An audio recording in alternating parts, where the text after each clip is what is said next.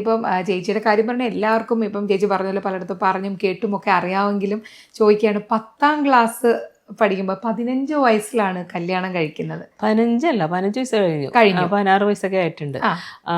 കല്യാണം കഴിഞ്ഞു എന്ന് വെച്ചാൽ SSLC കഴിഞ്ഞു. SSLC കഴിഞ്ഞ ഉടനെ കല്യാണം കഴിഞ്ഞു.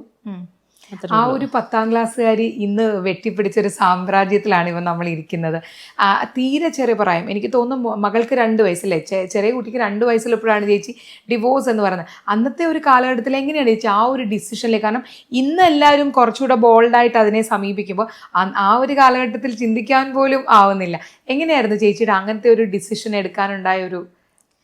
അന്നങ്ങനെ നമ്മളിപ്പോൾ നേരത്തെ പറഞ്ഞ പോലെ നമ്മൾ പ്രതീക്ഷിക്കുന്നില്ലല്ലോ, നമ്മളെ ലൈഫ് സക്സസ് ആവാൻ വേണ്ടി തന്നെയാണ് എല്ലാവരും ഓരോ കാര്യവും ചെയ്യുന്നത്, നമ്മൾ ഇറങ്ങി തിരിക്കുന്നതും ഒക്കെ.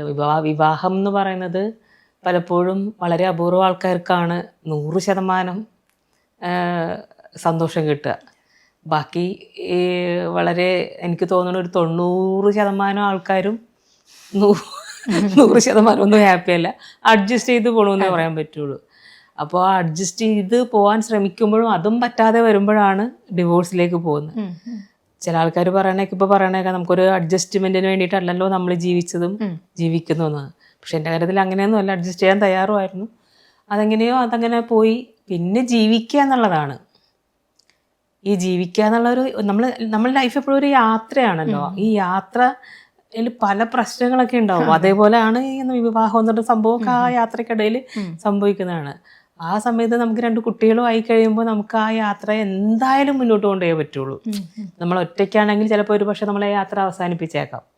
പക്ഷെ കുട്ടികളുണ്ടെങ്കിൽ നമുക്ക് ഒരിക്കലും അത് ചെയ്യാൻ പറ്റില്ല അല്ലേ. ആ യാത്രയിൽ നമുക്ക് ഈ കുട്ടികളെ വളരെ നല്ല രീതിയിൽ മുന്നോട്ട്, അവർക്ക് കുറേ സ്വപ്നങ്ങളുണ്ടാവും, അവരുടെ സ്വപ്നങ്ങൾക്ക് നമ്മൾ കൂട്ടു നിൽക്കണം എപ്പോഴും. അപ്പോൾ ആ സ്വപ്നങ്ങളെ വളർത്തിയെടുക്കാനുള്ള ഒരു പോരാട്ടം. അതെ, എനിക്കെപ്പോഴും നിശ്ചയിച്ചതിനെ കുറിച്ച് പറയുമ്പോൾ എനിക്കൊന്ന് അഭിനേത്രിക്കും അതിനൊക്കെ അപ്പുറത്തേക്ക് ഒരു പോരാളി എന്ന് വിളിക്കാനാണ് എനിക്കിഷ്ടം. കാരണം 2 വയസ്സ് മോൾക്കുള്ളപ്പോൾ ചേച്ചിക്ക് വെറും 19 വയസ്സാണ് പ്രായം.